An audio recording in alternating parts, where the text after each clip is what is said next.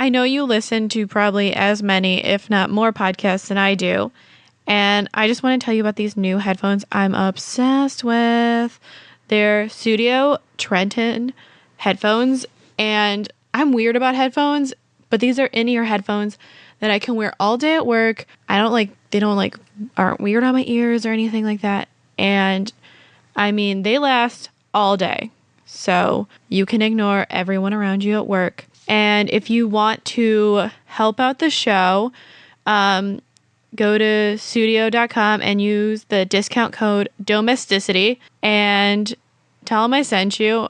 I highly recommend Trenton, but if you have a different kind you like, try them out and let me know how you like them, because I'm always in the market for headphones. I really listen to way too many podcasts. Check out Studio and use the discount code domesticity. Remember that. 15% off an amazing set of headphones. Go out there and get some, guys.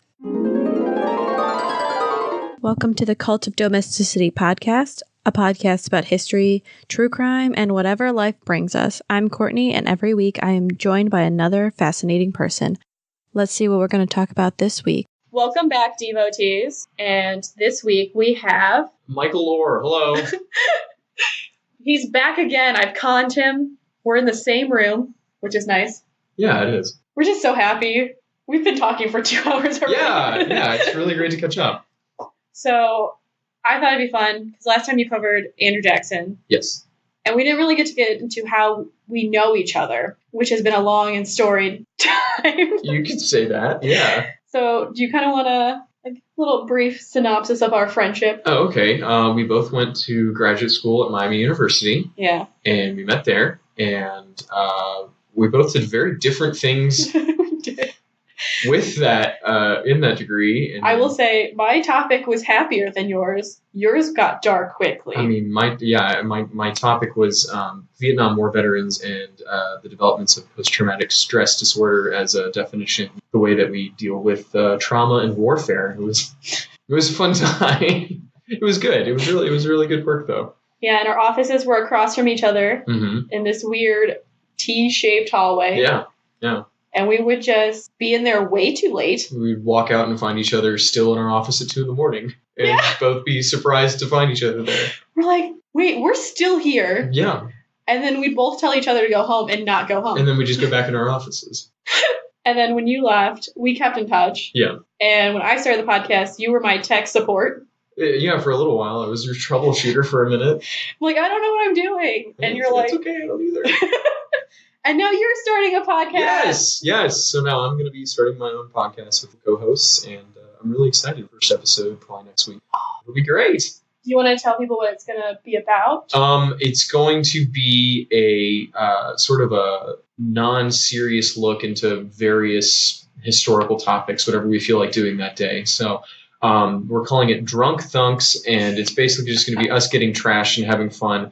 If you like history and you like hanging out with a group of friends that just ramble about random historical stuff, we're going to be for you. So that's going to be our format. It's basically we get trashed and then we talk about the stuff that we already really enjoy, just going down rabbit holes about, and have fun doing it.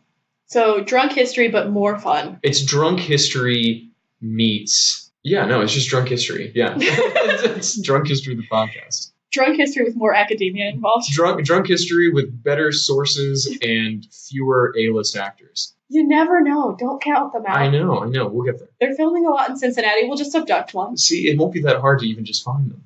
No. We'll just record them on the street and then throw the audio. I know Mark Ruffalo has been around. He has, yeah. He's been tweeting a lot from here recently. Oh, I did. Oh, I probably am working really close to them, too. See? Well, I'll get a butterfly net. We'll catch Ruffalo. Oh, that'd be wonderful. He's a wonderful guy.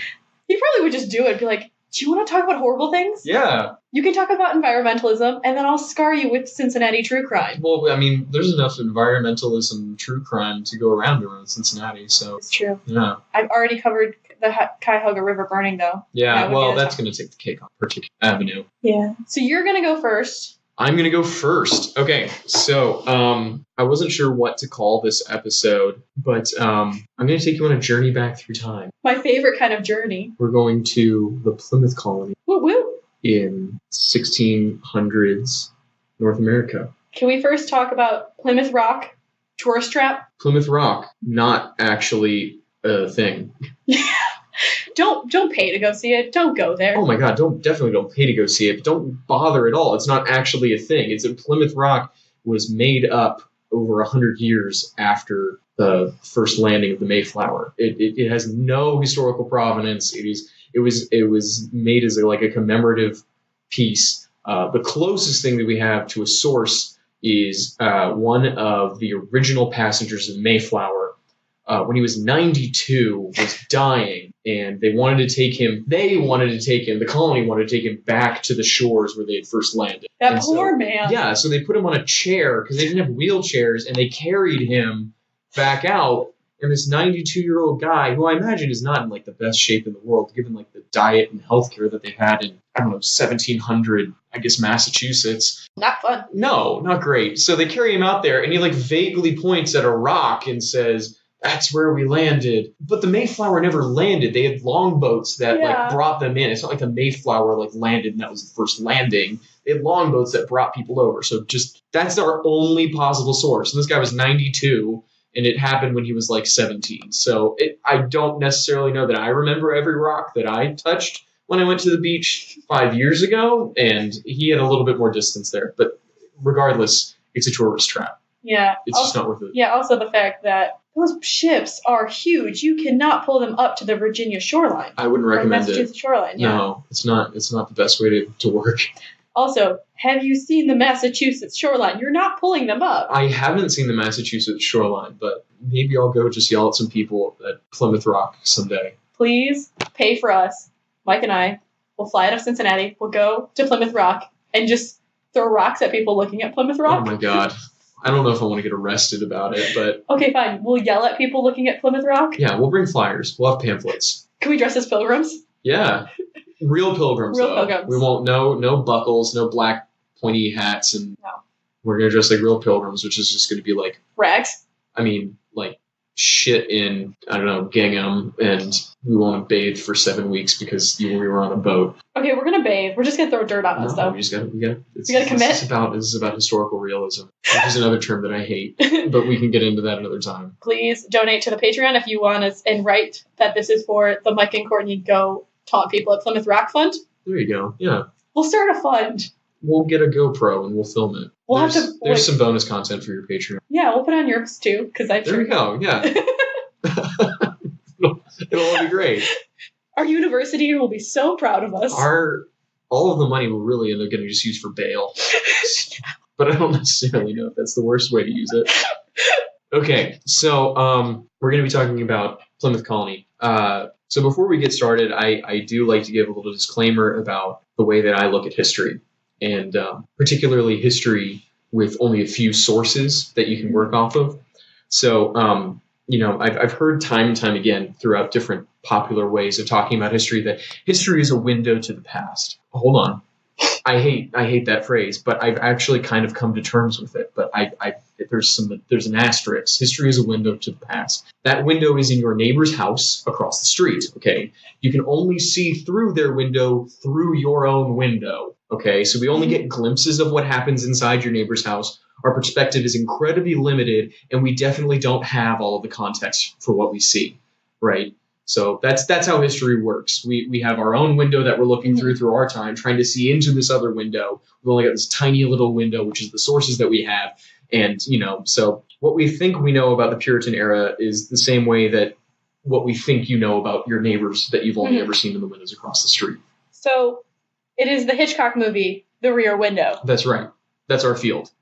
So it's mostly rumors. You have to guess what the rest of the furniture looks like, and it's largely voyeuristic. As someone who is trained as a historian and respects many of the historians that I know, I feel very safe in saying that we are all voyeurs of one kind or another, and that we enjoy that aspect of the field, and that some, but not all of us, are complete perverts. Which matches our 20-minute to 30-minute conversation about perverts before this. I mean, it's relevant. It is relevant. So the Puritans would not have called themselves the Puritans. They were known as, during their time, as separatists because they were breaking from the Church of England. And this was coming up in the wake of the Protestant Revolution during the 1500s in England and throughout Europe. they were not necessarily a very popular people. They banned Christmas. They banned everything. Dancing. Card playing. Parties. Drinking. Having a good time. Sex with anyone. I've run out of time. They're not fun. They're not a good time. Don't be a Puritan. So they started out as separatists from the Church of England because they believed that the Church of England, the Protestant Church of England, had not moved far enough away from Catholic traditions, and that they needed to push for more reform in the Church of England. It wasn't Protestant enough. There was still too much ceremony. There was still too much papacy inside of it, popery. So they'll approve of my calling it Catholic Light? Yeah, they would agree with you, and they'd be very upset, and they would have lots of notes about how that works.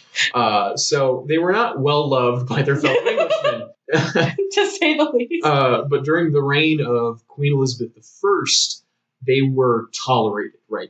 They're not Catholic, so fine. We don't see them as a threat. Wow, this is the second time in for me, a week that I've talked about how the English dislike the Catholics, and they're just tolerated or suspected of burning down the whole city of London. Oh yeah. There was a whole lot of animosity there that only got worse, and that's a whole different episode. I'd love to talk to you about Ireland and Catholic. We'll have to con Will London into that. Protestant relationships. Yeah. Oh, he'd have a ton to say about that. During the reign of Elizabeth, they were not seen as a huge threat, but after Elizabeth passed, King James became king, and he was way, way more worried about the separatists because he saw them as more of a threat to the validity of the Church of England. And so he was just like, we have to get rid of them. We got to destroy these people. And he said, quote, I will either make them conform or I will harry them out of this land. And that's exactly what happened. I like the phrase, harry them out of this land. It's a great phrase.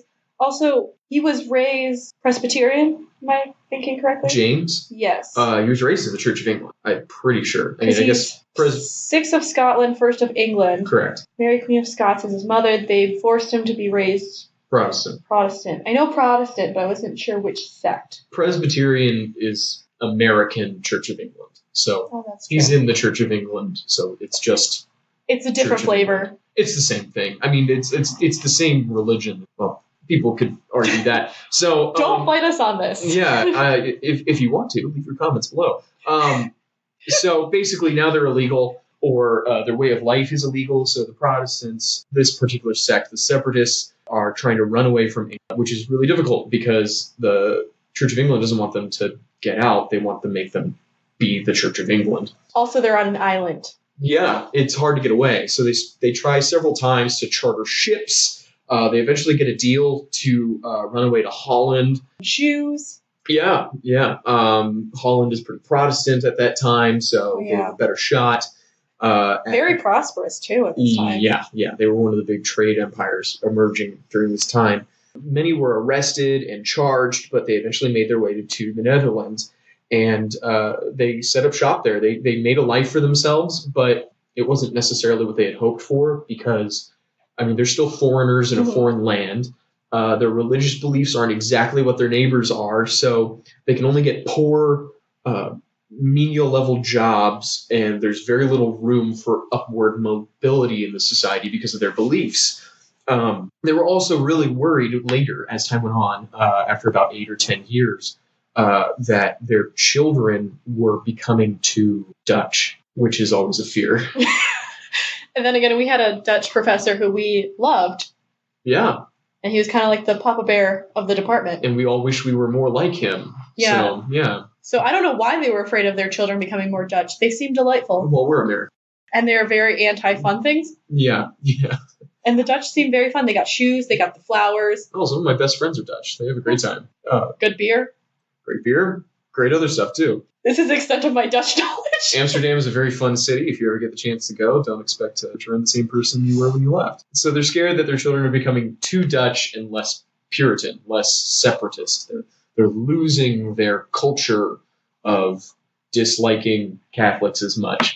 They decided that they needed to find a place that they could go where there would be nobody else to infect them with foreign beliefs or other languages or whatever else, where they can just be the only people and it will be just them and they'll just be completely correct and alone forever. That's the idea. You're completely right about everything and you don't have to worry about anybody telling you otherwise. This is not relevant at all. So they formed a charter and got a commission with several other investors from England to sail to the Americas. Which is how you did it at that point. You had to get kind of a coalition to fund it. Otherwise, these people didn't not have enough money for ships and supplies and convincing the King of England to say, okay. Well, and like I said, they were also very poor at this time. They don't have high-paying jobs. They don't have status in society. So they had to rely on contacts in England to make those connections and to build that. So there was a failed attempt, and they had to sail back because the ship was leaking. And then they managed to get the Mayflower, and then they sailed over to England, from England to the Americas, and landed in the completely wrong place. I've heard it was supposed to be on purpose, though. Like they kind of were like, "Hey." Maybe I don't know. I didn't look into that part of the sources, but we can confirm it later. Yeah, just because they still feared being under English rule, right? Which, I mean... Very much so. There are 3 countries-ish that also agree with that, but that's besides the fact. Yeah, right. So once they got to the Americas and established their colony, they basically set up their own way of governance. And everyone thinks of the Mayflower Compact as like the governing law, the first like law of people together into space. But in reality, most of their law was a combination of English common law, which they brought with them, right? Their knowledge of how government worked and how people were regulated and punished from England, and then combined with a very strong emphasis on biblical law, like what you would have found in the King James Bible, like people did these things and they were wrong and they were punished in this way. And so they used that because of their, the part of their reform that they were trying to do as separatists was they wanted to bring people closer to the biblical truths that they saw. And so a lot of that was done legally through the way they regulated people. Also, let's just point out, common law was not written down law. No. Common law, as much as people think, oh, England has common law, it was written down much later. It was kind of set by precedent and all of this. And we don't really see that getting written down. At this point, they might have started in the Temple Bar in London. They might have had written down or had the case precedent. But really... England doesn't even have a constitution, really. I mean, their code of law is so complex and built, like you said, from precedents that have been established over hundreds of years and only loosely codified, or the provenance of those codifications are not always great. So it's sketchy to say the least. Common law is a lot of hand-me-down lawmaking. It's telephone lawmaking. Kind of, in a way. It can be at times. Not that I claim to be a legal expert in anything. So we get there. They make their colony. Things are not necessarily awesome. About 100 people land, and after the first winter, there's about 50 of them left, which is not great. In case you're really bad at math, like I am, I still got that. That's about 50%, right? Yeah, they lost half of their people in 1 year. Got it. Because they landed later than expected. They had no provisions for the winter. It was an incredibly difficult winter from 1620 to 1621. It was just unbelievably awful. It's during the start of the Little Ice Age, isn't it? Somewhere in there, yeah. Yeah, it's right around that time. So, listeners, in case you don't know, during the 1600s and a little bit, there is a little ice age that happens that basically makes winters longer, summer shorter, there's a severe population drop, and this is when our country was founded. Yep. It was not the best time. I think that anyone today would argue that, New England winters can be rough anyway, but doing it on top of a slump in world, global temperatures is just not the best time to show up. They wanted to prove that they were real Massachusetts people. That's right. Right out of the gate. They have the same pressure everyone does when they visit Boston. I'm not cold. Really prove that you're one of them. What do you mean there's a foot of snow? I'm still not cold. I'm going to wear shorts. Right. So one of the things that came out of this is that they actually, unlike their forebears, were really, really good at keeping court records. So we actually have all of this time period's criminal records and activities recorded. And so they did a great job of transcribing all of this material, and they made a very strong point of keeping those records. And so between 1855 and 1861, right, like 2 centuries later, all of those records were transcribed by a company in Massachusetts and compiled into a 12-volume book set. And then much later, Microsoft, when there were still wars over like who was going to be the leader in digital technology, Microsoft had a program to publish online materials and scan materials back when that was like the craziest thing anyone had ever heard of doing, digitizing books. So Microsoft paid to have those volumes scanned and published online. And then when they closed their program, because Google had just become infinitely better at scanning documents, they donated those books to archive.org. And so you can still get them today. They're free and available to the public. So you can look through all of the skeevy, disgusting details of every horrid thing someone did in the Plymouth colony for the first 150 years. Yes. Give me all that old gossip. Right. That's really what it is. I mean, one of my favorite lines is that so there was a court case in 1641 where one woman came into court, and this is written in the court record, accused her of being drunk as a dumb bitch. And like Your Honor, that's the actual that is the charge that was placed against her, and it's written in the law. This is like one of the few records. This is like the only time these 2 women are mentioned in all of history. This is what they have left behind for us. Oh, I can only hope for so much for myself. I know, living the dream. But what we actually see is the records of what they did, and it was really just like the bad side of what they did, right? Things that you don't go to court for fun. You go to What court. are you talking about? I obviously go to court for fun. Well, you go to court after fun. That's a different situation. So they go to these courts, and the laws are based on a combination of English common law that they transported from England, and then their interpretation of biblical law, which they saw as the law of God, the natural law that should govern the world. And so the results are that we get this really dense record on a very slim glimpse into the history of this colony, right? Like I said earlier, like you get that one view through your neighbor's window, and you can see this aspect of their life. And only the pervy stuff. Well, only the pervy stuff, or the payments that need. So many payments. Yeah, that people don't realize when you study history, a lot of it is just financial records. Oh my gosh, most of it is this person, this much money, this company, she needs to pay this much, This is why they said they couldn't pay, so they're going to do this. And right. You're just like, and then you wonder why historians actually love to drink. Because we have to find a story somewhere in there. Also, you just don't want to fall asleep while you're reading it, so you reward yourself. That's right. Or maybe that's just what I do. Well, then you fall asleep because you rewarded yourself with alcohol. And that's why we're in the office until 3. Hey, I never brought alcohol into the office. Yeah. I only brought a drunk Mike back once. Not you, Mike, other Mike. UP Mike. I don't remember it, but that doesn't mean it didn't happen. What the result is that we find these really, really like dense views of what's happening, but we don't really know what's going on. We just know the results of some action that took place and the punishment that was meted out for it. So we don't, right, this person did this and is punished with this. We don't get a record of the motivations, the why of what happened, or anything that preceded anyone else's perspective, unless it happens to be recorded, which it really was. So I have a couple of examples here. So yes, give them to me. The first man hanged in the Plymouth colony was hanged in 1630. His name was John Billington, and he shot John Newcomen in the first shooting murder recorded in Massachusetts. That's it. That's all they said, is that this man shot this man, so he was hanged. And that's the whole record. We don't know anything about why. Because Puritans don't know how to have fun.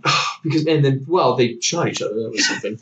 8 years later, 3 men were hanged in 1638 for murdering a Native American man. And we do know why, because he stole something Native American had been stealing from their farms. And so they went out and murdered him, and then they got caught murdering someone, and so they were all hanged. And it was meant to set an example. Like this one was meant to set an example. A triple hanging. Mm-hmm. It was also probably about the best entertainment that they had during that time. I like that you would think they wouldn't because their relationship with the native population, but the fact that they want to maintain that good relationship. Right. they are willing to set that example shows some level of fairness. Right, yeah. And there was a lot of that. There was a lot of back and forth. There are several incidents that I found where Native Americans were sometimes treated differently in the law system because, like, the punishments that may be meted out may have been different than what their own colonists would have gotten. It may have been slightly more lenient because of the importance of keeping those relationships with Native tribes because they were so reliant on them for so much. That all fell apart later. I mean, obviously, but yeah, it was a tense balancing act between getting what you need and then also keeping your own ideals. So in 1660, Thomas Atkins was tried for incest with his daughter Mary, which is just great. We actually have a bit more detail here. He was found not guilty of the capital crime of incest, and this is interesting because they distinguish between having committed the act and having attempted the act. So those are two different crimes. So he was found not guilty of the capital crime of incest, for which he would have been hung, but he was whipped in public for incestuous attempts in, quote, the chimney corner while drunk, which is just gross. On so many levels, because I'm like, chimney corner. Right. So you're near a hot fire. Right. Drunk. So you've clearly cornered your daughter there. You've made several mistakes already. Yeah, there's so many mistakes happening. And that poor girl. Right. But we don't have any other details. Like, that's the total story that you get. This man did this horrible thing in this place and was punished in this way. We don't know anything about Mary, the girl, the daughter. We don't know whether she stayed with the family after that. We don't know how the family dealt with the situation afterwards. I mean, clearly their lives had to have gone on. So what the information that we get is generally so limited that we don't get to tell a very complete story. We just get these glimpses into aberrant activities. Yeah. And then finally, and most disturbingly, is the case of Alice Bishop, who was hanged in 1648 for the crime of murder. She had slashed the neck of her 4-year-old daughter, Martha, while she slept in her bed. And we have no information on why. We don't know anything of the details of the circumstances. We don't have any information on what would drive the mother to a crime like that, especially because she did it in such a visible and obvious way. You know, this was not an attempt to hide the crime, which leads me to question whether there were other circumstances involved, what the mother's mental health was like, what the situation in their home was like. We don't know. So the wonder of court records is that you get to keep these fascinating, aberrant stories. They keep all of the lascivious, tantalizing details of the wrongdoing, but very rarely do they give us the actual full story. So with that in mind, I actually have one full story that I can share with you today. Yay! Hey guys, I know you listen to probably as many, if not more, podcasts than I do. And I just want to tell you about these new headphones I'm obsessed with. They're Studio Trenton headphones, and I'm weird about headphones, but these are in-ear headphones that I can wear all day at work. Aren't weird on my ears or anything like that. And I mean, they last all day. So you can ignore everyone around you at work. And if you want to help out the show, go to studio.com and use the discount code domesticity and tell them I sent you. I highly recommend Trenton, but if you have a different kind you like, try them out and let me know how you like them, because I'm always in the market for headphones. I really listen to way too many podcasts. Check out Studio and use the discount code domesticity. Remember that. 15% off an amazing set of headphones. Go out there and get some, guys. Because we do have a couple strong records. Ugh. So I'm going to take you back in time to a story. Buckle up in your time machine. Filled with intrigue. A story of faith, death, sin, and redemption. Dun dun. But mostly, it's a story of true love. You told me this was about true love, and that just piqued my interest. So imagine this. It is 1642, right? 21 years after the colony's been founded. Rather cold September day as 16-year-old Thomas Granger is ushered into the court in Plymouth. We don't have a record of who brought up the charges, but I can only imagine how uncomfortable everyone was on that day, including the person bringing the charges. Now, the court record is available, and it's from the same source that I got the previous stories, but the story there is very, very short, barely a paragraph. as I'm sure nobody wanted to write about it. I'll have a link to it in the show notes. So there was, however, one person who did desperately want to write about it. Yes. And that's busybody. Governor William Bradford, who That bitch? loved telling sickening stories of all shapes and kinds. And so he recorded the following incident in his Diary of a Plymouth Plantation, which I will now be reading verbatim with commentary. Can we please just hope he started always, Dear Diary? Oh, he didn't, if only. He wasn't Samuel Pepys? No, unfortunately. So the following is an actual excerpt with commentary included from Diary of a Plymouth Plantation. After the time of writing these things, befell a very sad incident, the like foul nature in this government in this year, 1642, which I shall now relate. I just love the descriptions that they would do. They'd be like, it's my duty. This is my rev up to telling a story. This is my warm-up pitch to you that I'm going to start telling you a story. There was a youth whose name was Thomas Granger. He was servant to an honest man of Duxbury, being about 16 years old. He was, this year, detected of buggery. So buggery, for our dear listeners who don't know what buggery is anal sex. It's anal sex, in this case, of a very particular kind. Yeah. He was first discovered by one that accidentally saw his lewd practice towards the mare. I forbear the particulars. And I really wish he hadn't, because... Logistics. I mean, this 16-year-old kid fucked a horse. And I don't want to do it, but I'd be very interested to know how he did it. There is a society of guys. Someone died from, I believe, fucking a horse or getting fucked by a horse. Probably the latter, yeah. But, like in Montana, I think. Right. So, this kid fucked a horse. Being upon it examined and committed, the horse examined, because no one believed him.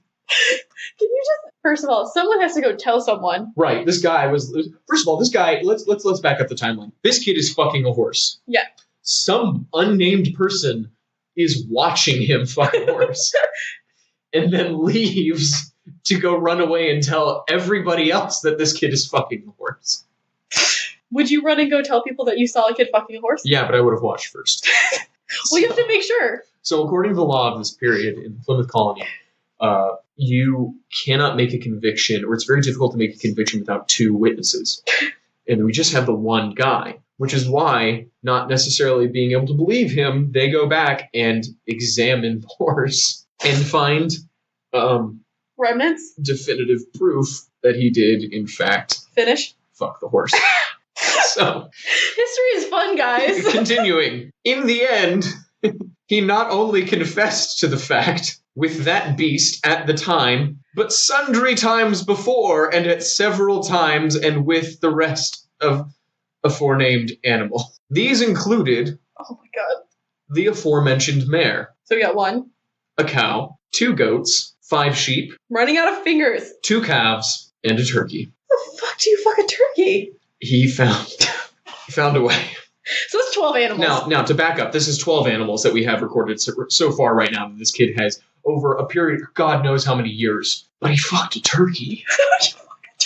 Now, we need to back up and address a myth for a second here, because there is absolutely no conclusive proof anywhere in the written record that any pilgrims ate a turkey on the first Thanksgiving. Thank you. In 1621, we have no proof that pilgrims ate a turkey. We do have proof that they ate pumpkin pie. But we have very, very definitive proof from 2 substantiated primary sources that at least one person ate turkey in 1642. So you're saying someone ate that turkey he fucked? No, I'm saying he ate out a turkey? I'm saying it, yes. Now, in reality, he probably committed anal sex on this. Or vaginal, I don't know how turkeys are shaped. But I can say with a great degree of certainty that it was non-consensual. Yeah. And that he probably enjoyed it. Actually, you know what? He probably didn't, because as far as I can tell, he only fucked the turkey 1 time. So he looked at that turkey, goes, I could fuck it. And then he was like, afterwards, he's like, not a great idea. He probably, yeah, I can only imagine the claw marks were dissuading from future endeavors. But my God, like, I mean, have you ever tried to get a goat to do anything that it didn't want to do? Goats are the honey badgers of farm animals. Yeah. They don't give a shit. Right. And they're very good at escaping things. And he managed to seduce 2 of them. How do you seduce a ghost? I don't know. Like, that's what I'm saying, is that, like, this kid, like, for all of the horrible shit that he's doing, is incredibly impressive in its own way. Like, oh my god. You know there's someone sitting in that courtroom like, I'm kind of shocked, but also really impressed. Right. You know that there's, like, a audible gasp after every single, after every revelation, and then one guy goes... All the ladies have fainted. Right, yeah. I don't think there's any women present at the end of this. No, as soon as he fucked the horse, they were like, ladies, out of the room. Let's no vaginas here. Let's go. This discussion. So back to the source. His free confession was given not only in private to the magistrates, and then in here he has a side note, although at first he desperately tried to deny it. They're like, we saw you fuck the horse. Tom, we saw you fuck the horse. What? Because he's 16, so yeah, his He's voice. 16. No. What do you mean? I was busy. I was just helping out the horse. Tom, we knew you were going to say that, and so we sent 2 guys out there who examined the horse. And, buddy, bring your arm over here. You see his arm? Oh my god, no! Tom, is that your spooch? Tom, be honest. Because you said his arm, I'm just assuming that they... Well, I mean, this was a time when, you know, farm animals were a lot more... Your relationship with animals was a lot closer. Yeah. Look, anyway... So he desperately tried to deny that this has happened. But eventually was convinced that it was best to just confess. So he confessed to sundry, both ministers and others, and afterwards, upon his indictment, to the whole court and the jury, and again confirmed it at his execution. Oh yeah, Tom's gonna die. Well, I figured, because... Tom's gonna die at the end of this story. They value animals very highly, because they lost 50% of their population. Oh, yeah. And resources are, like, you're so far away from anyone else that has these animals. It's not like you could just walk down the lane and buy another cow. Real question, what if the mayor had a centaur? How... Is that a real question? Is that a question you legitimately want to explore? I'm just thinking, how mind-blown would the separatists have been if, like, just this weird... horse baby came out. They would have just murdered it immediately. They would have burned it. They would have burned it. They would have burned the mom. And then they would have burned anyone else that looked at it. I feel very safe on that one. That would have happened. Okay. Everyone involved would have just been dead. If the centaur was born in Puritan New England, everyone involved is dead. The field is burned. Everything's burned. Everything is burned. Just cleanse with fire. And then they would just go throw salt in it just to make sure. Just to be absolutely certain that everything is dead. Yes. So, okay, just curious. So, having confirmed that he did in fact confess it to fucking everybody, we come to the next difficult point. Once again, from the source of Plymouth Plantation. Whereas some of the sheep could not so well be known by his description of them, his fucking description. You know, Betsy, she has this really lovely curl. Like, these were his, like... I used to think of this as like a really intimate relationship. This is him like describing his love affairs, like his lovers, who he's selling out now, but he's not good at it. So they can't figure out like, all right, Tom, what did the sheep look like? It was kind of white. It had a lot of wool on it. So. I remember this one had particularly good big ears, because I held on to them. Anyway. Everyone in the room's really uncomfortable. There was a lot of vomiting around this one. There was a lot of buckets around. Let's not lie. It was not buckets. They just would leave.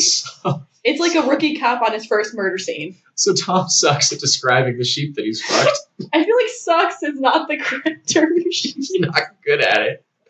So, not so well known by his description of them, others in the community, with them, other sheep were brought to the court before Tom, so that Tom could pick out which they were and which they were not. So to clarify, we had our first Law and Order police lineup in American history, in which Tom had all of his neighbor's sheep brought to the court so that he could point at which ones he'd fucked in the butt. Could you just imagine how bad you feel? Like, okay, And it has to be the father too. Yes. Because they're not going to bring any women in there. No. So you have to line up all your sheep, which, have you wrangled a sheep? And you are terrified. You are terrified that he's going to point at your sheep. Because you're not getting paid for that sheep. No. We're going to get to that later. That's a whole thing. So, my personal image is just like, you just have piece by piece, these sheep are brought in, maybe 6 or 7 at a time. And then... Wait, which direction do they face him at? Like, butt towards him? Oh, that's a great question. Did you recognize this butt? Which one is he going to have a better chance of identifying? Would sheep number 4 please step forward and read the card? Yeah, that's the one. Yeah, I would recognize that sultry vibe. You should know, I'm laughing so hard, I'm Oh crying. my god. So, once they identified all of the sheep that he fucked, it turned out that it wasn't 5, by the way. It was 8. What? The cheeky bastard. Apparently there were more that he had forgotten about, but then he recognized. How bad do you think those sheep felt when at a certain point he goes, oh yeah, You! and Jessica. Sold out by your lover. There was one, and I think it was an apocryphal piece. I don't know that it's necessarily sourced correctly, but there was one source that said that when they brought the sheep in. He saw one and said, "Oh boy, I loved her especially. That one's old Blackie, my favorite." So Tom is not only a sheep fucker, he's also kind of a moron. With favorites. Just fucking lie about, no one, you have to keep in mind, no one saw him do any of this except with the horse. He could have just ended it there. He chose willingly to talk about all of the rest of them. So... I just still can't believe he had a favorite sheep. He had a favorite. Well, it's hard to believe he had a favorite. There were 8 of them. He had a harem of sheep. Clearly he had a favorite because he had tried several and decided that he was a connoisseur of sheep butt by this point. He had refined opinions. He's a connoisseur of sheep butt. He had developed critical opinions of which animals he preferred. Now, it's also interesting to note that he didn't stick with the sheep. Because the last one that he fucked was the horse. Yeah. He graduated up. Yeah. It seems to me that as he went on, it's like, here's how I see it, is that based on the way that it was described, it seemed like every time he fucked an animal, it got tall. I don't know how tall Tom was. There's no record of that. But he went from turkeys to goats to sheep to cows to horses. Which he only did 1 cow and 1 horse, so clearly it was enough to satisfy him. I have to imagine that it was like a power bigger animal. After the 8 sheep, he was like, I'm having a great time. And then he's like, wait. Because it probably was uncomfortable the first couple. And then he found sheep and he was like, great. Because he did 8 and had a favorite. Right. And then it just probably dawned on him one day while he was probably fucking a sheep. He probably looked up and saw a cow. He just saw old Bess. Poor Bess. Poor Bess. So, back to the course. To the document. Accordingly, he was cast out by the jury and condemned. What? And after executed. A very sad spectacle it was. What, you mean people weren't upset? People were very upset. I think they weren't upset about Tom. I think they were upset about what Tom did. So, the punishment that the colonists were meting out was based, like I said, on the law that they brought with them, which was biblical law that I mentioned earlier. I kind of know this. So the punishment for bestiality is actually drawn directly from the Bible. Yes. In the book of Leviticus, chapter 20, verse 15, which Bradford makes a very strong point of saying, look, we had to kill him. It was in the fucking Bible. We had to, I didn't want to do it. I like Tom. He was a good kid. We didn't know about this. Yeah, there's nothing in this story about Tom's work ethic, so we don't really know.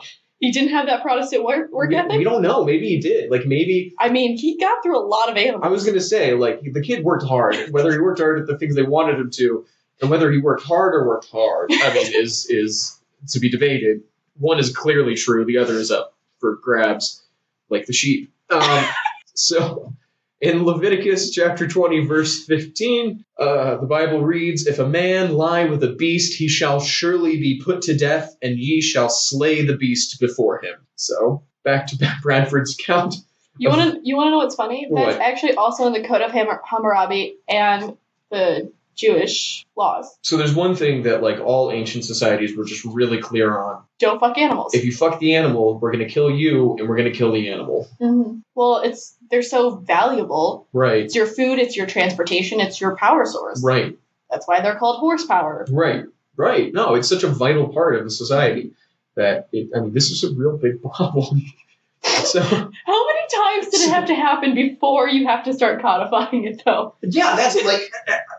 clearly they brought this over. This wasn't the first time anyone fucked a sheep. There are enough Welsh jokes around to note that. But this just leads back to what he said, which is indeed true. It was a very sad spectacle. For first the mare, and then the cow, and then the rest of the lesser chattel were killed before his face. Tom had to stand there on the gallows and watch all of his lovers die. Real quick question. Did they mention how they determined which turkey and which goat? Did they do the same thing? I think it's just that Tom pointed him out. I literally think that Tom just was like, yep, that's the one. And everyone in there is... Oh. Everyone is just desperately hoping that he's not going to point to their turkey, to their livestock. They're just like, please do God.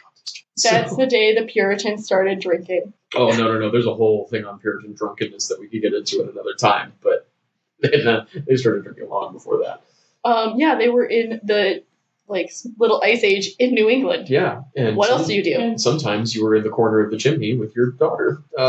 So he had to stand there and watch all of his lovers die and then die by hanging. Well, that's just rude. Because how did they kill the animals? I believe they slit their throats.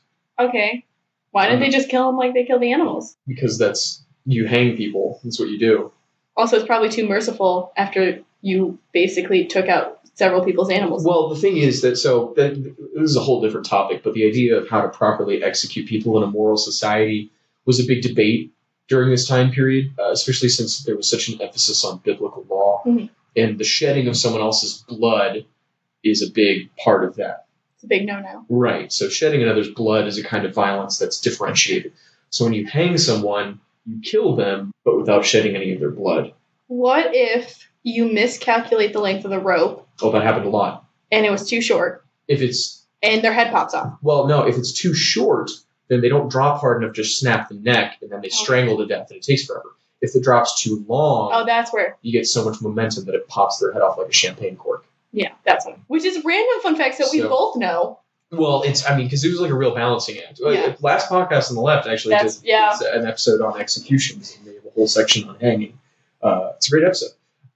It's always, I believe that's how some places they stopped using hanging because they were having such a hard time getting the length right. So people weren't dying and not quickly enough. It's like the same with the electric chair. Right. There were so many botched that they were like, we can't do this. Right. No, it's just not efficient. Killing people is harder than you think, especially when you're trying to do it clean.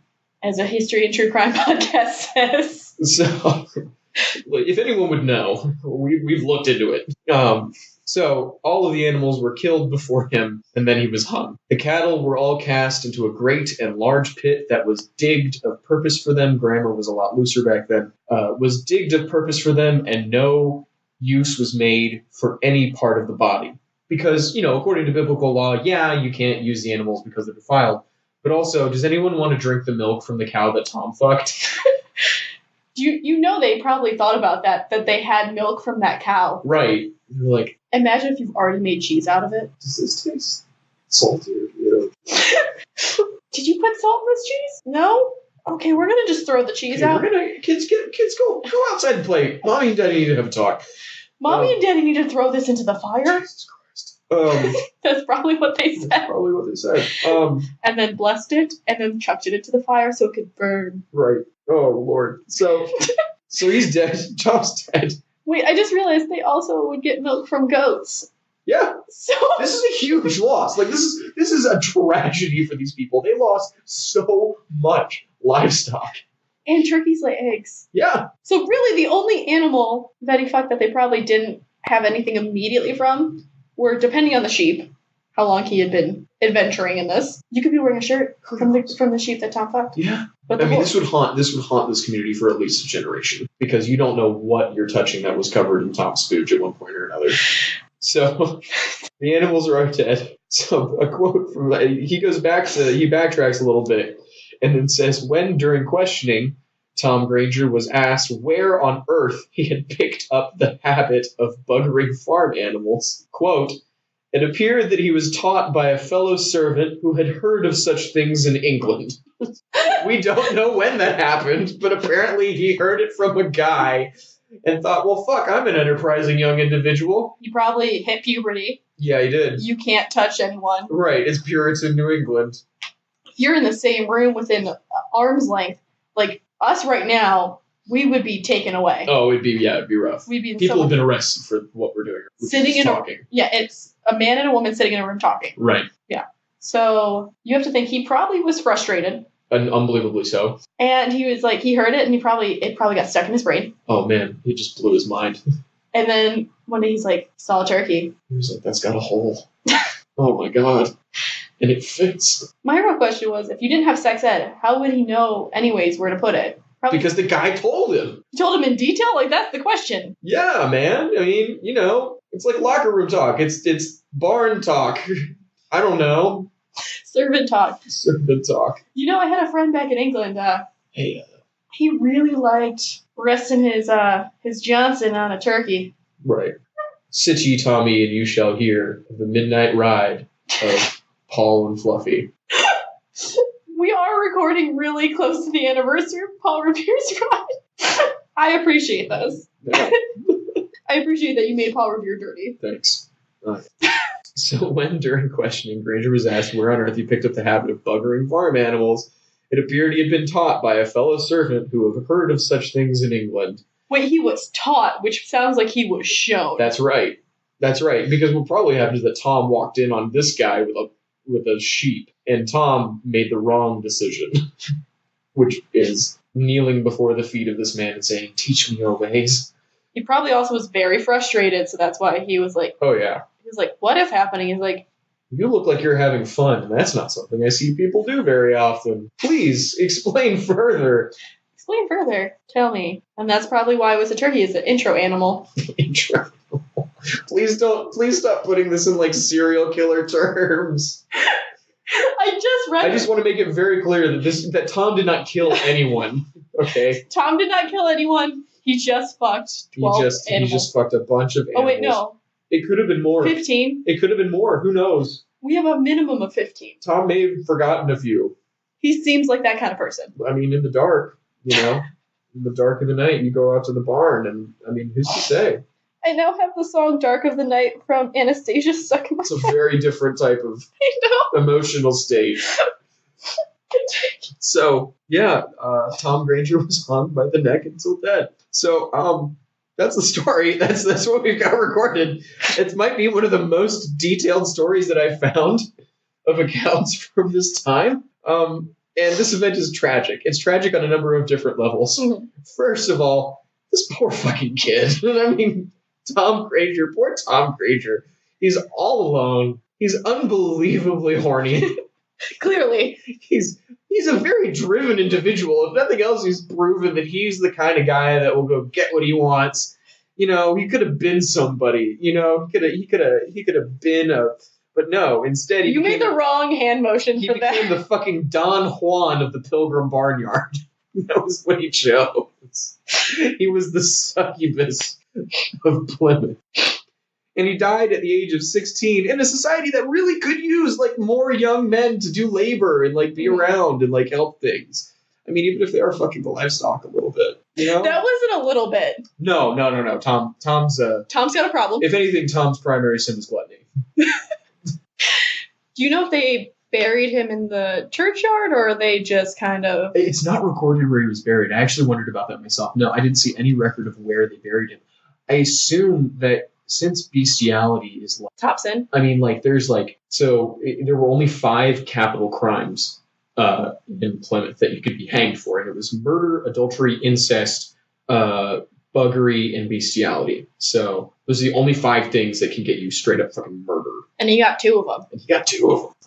So... You don't want that punch card. I would imagine that, because there was a common practice during this time that, like, if it was, like, known that you died and went to hell, you wouldn't be buried in a churchyard. Mm-hmm. So he may have been buried elsewhere. But I don't really know how they buried people in Plymouth, or like what the strategy was. Or, I mean, with his confession, they may have considered him cleansed of the sin.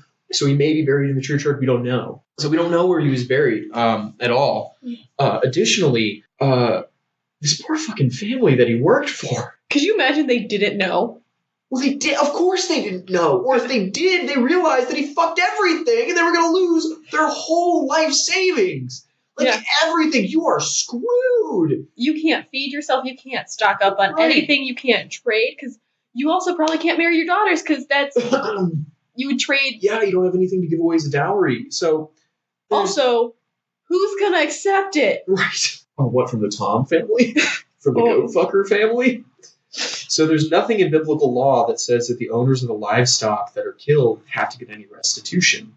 So they probably weren't. So not only did they lose their servant, right? They lost their worker. Tom's gone. They don't have the kid anymore to work for them. But they also, like, imagine the family, like the dad that's there, like, we're watching as they bring all of these animals in. And they're like, Tom, this one? Yep. Okay.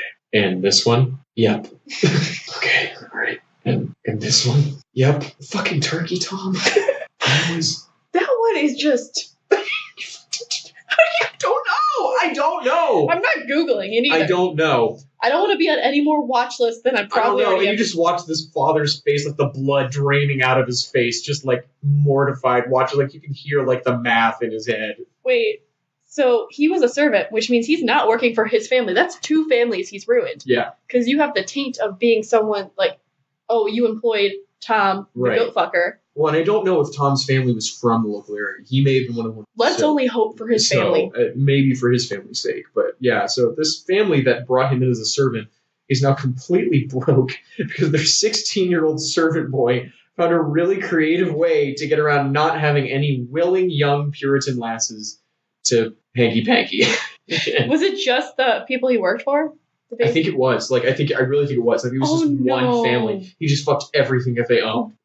Because it was harder to get away. They were the most immediately readily available animals. Yeah. And then finally, we should note, let's not forget the poor guy that had to hang him. So, Mr. John Holmes was messenger of the court for the colony. That is his job title. His job included caring for the jail, meting out punishments for the guilty, which usually involved, like, collecting, dues, and also public whippings. Mm-hmm. There were a lot of public whippings. He had to care for those in bondage and then perform executions if necessary. So we actually have the court record. I went and looked this up. The bill that John, the hangman, submitted the next January after Tom was hung in September. And so I see his year expenses as the messenger for the court. And he's got like 5 or 6 kids, okay? Mm-hmm. John does. And he had to keep Tom Granger in jail and keep him fed at his own expense for 10 weeks. While they wheedled out of Tom all of the animals that he had fucked.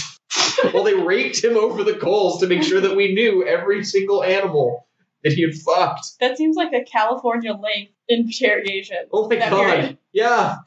So that's expensive as hell. And John's got to foot the bill for all this. Yeah.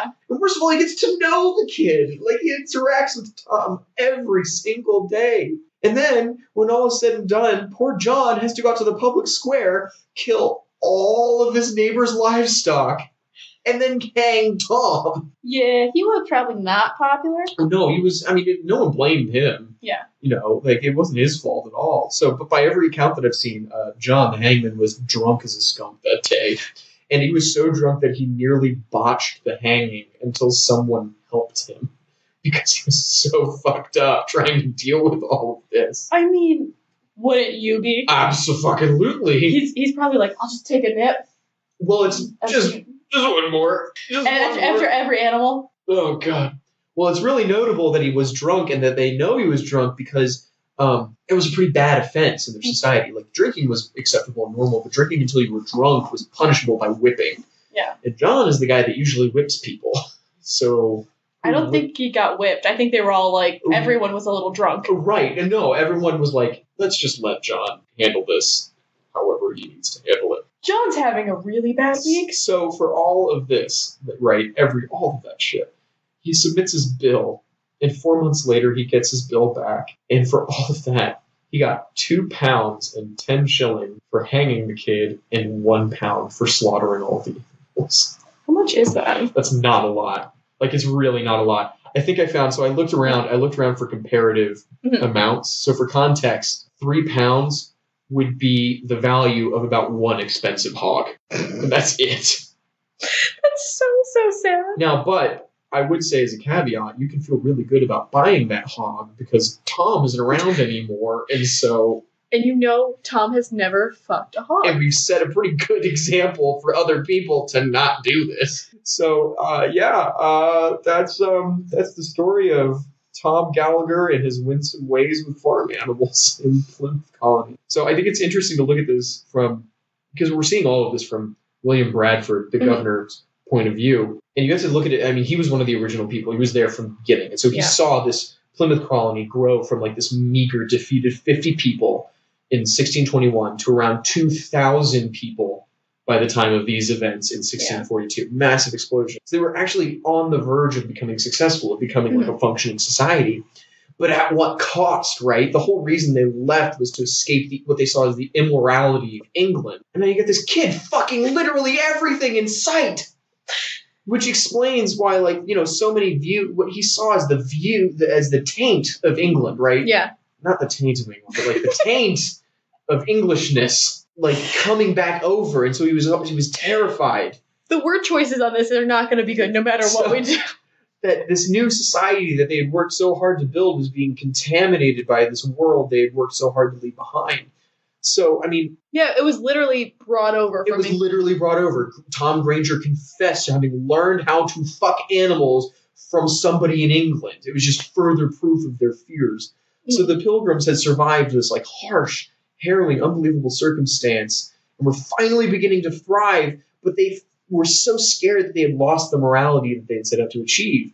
And so, he writes, and yet all this could not suppress breaking out sundry notorious sins, especially drunkenness, uncleanliness, even sodomy and buggery, things fearful to name. And they have all broken forth in this land oftener than just once, which implies that Tom was not the only one. Was not the only one. He was just the most prolific? I mean, he was definitely he was top tier. This guy was the Genghis Khan Plymouth goat fuckers. So... The moral of the story is that it just goes to show that you can run to new continents. You can bring only your best friends. You can build a shining city on the hill, but there will always be someone trying to fuck the sheep. You're not wrong. And that's all I got. That's my story for today. Okay, so you want to tell people... Well, you haven't set that up yet, have you? I haven't set up. No, I don't. So I'm in the process of starting a new podcast. I'm going to be getting a sting for it, and we're going to be recording our first episodes next week. If you like crazy, bawdy, ridiculous stories from history told by drunk friends that hang out, have a good time, and tell disgusting jokes, you will have a great time with us. And thank you, Courtney. Thank you so much for bringing me back on. It's always such a pleasure to do this with you. You want to tell them the name of your podcast? Yeah, it's going to be called Drunk Thunks. It's going to be available wherever you get your podcasts. So look for that probably later this spring, maybe in the summer. Yeah. We'll catch you next time, devotees. Bye. I'm Mo Blackwell, the host of Targeted, True Crime, Domestic Violence. We investigate cases of family violence each season using academic research to help us interpret the events so that we can become better advocates. In Season 1, we followed the case of little Militia Gibson, who was murdered by her stepfather as her mother stood by without intervening. We learned that Militia was not the only one being abused, and took a hard look at laws and policies regarding abuse. In Season 2, we're telling the story of Tracy Thurman, who sued her city because police refused to protect her from her abusive husband. We'll also study the case of Joshua Osborne. His case was sensational, replete with a biker gang who rallied to protect Joshua, and new legislation resulting from his case. Josh passed away a few years ago, and 2 of his siblings agreed to tell his story. Except they've revealed it wasn't just Josh's story. It's their story too, one that has been suppressed for over a decade. You can find Targeted Podcast, True Crime, Domestic Violence, on iTunes, Spotify, and all the major podcatchers. Peace, my friends. Peace.